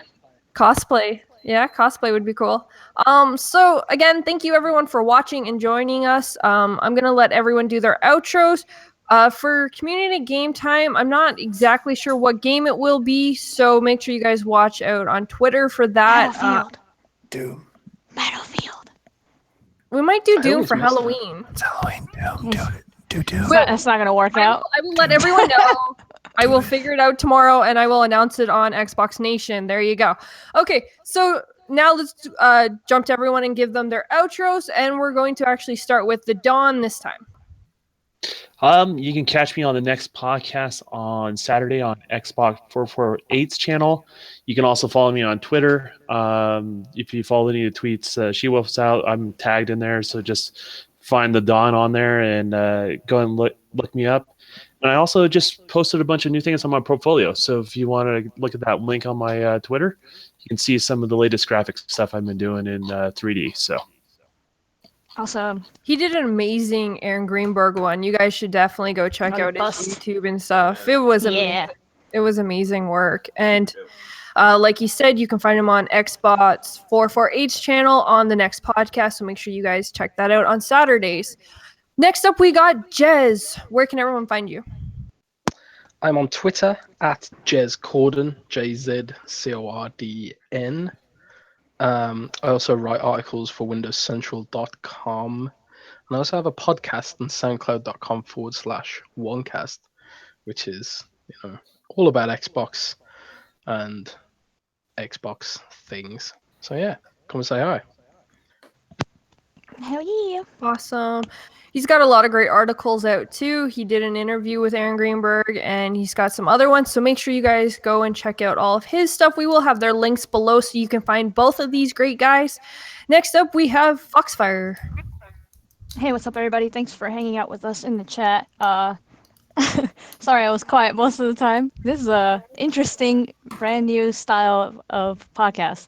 So I'm looking forward to what we're gonna do next week. But yeah, thanks for hanging out with us. Follow me on Twitter at Lady Foxfire. Also, I do YouTube videos. We'll be doing more soon. Hopefully, I'll do some Nintendo Switch one because I didn't really get to jump in there, but it's okay. So yeah, follow me. Awesome. And Brutal, what about you? You can find me at all the usual places. Twitter. You have to unmute. I muted myself on accident. Damn it. We saw that. Twitter, Beam. I will definitely be there on air tomorrow or next week with you guys. That's about it.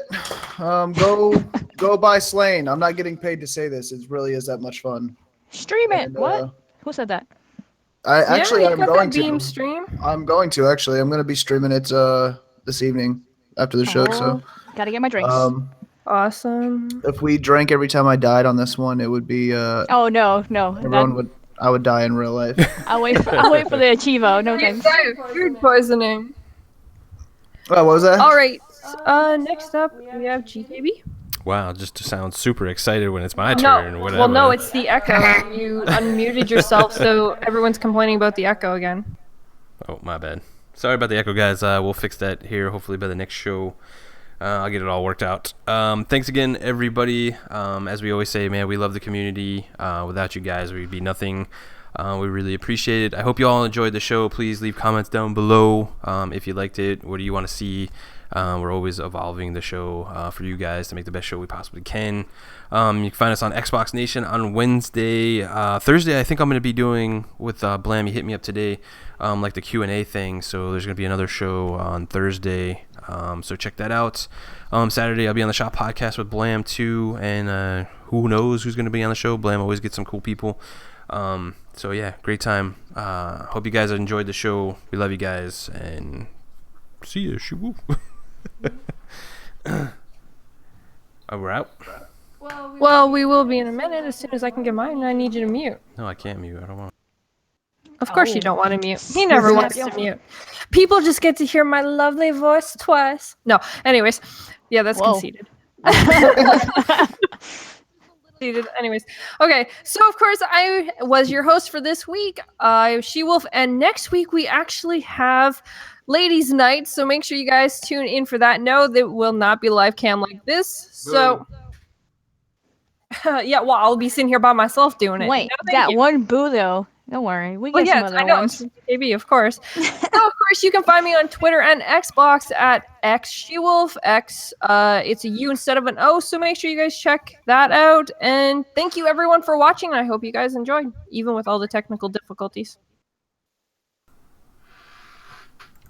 Bye. See ya. Okay, bye. Later.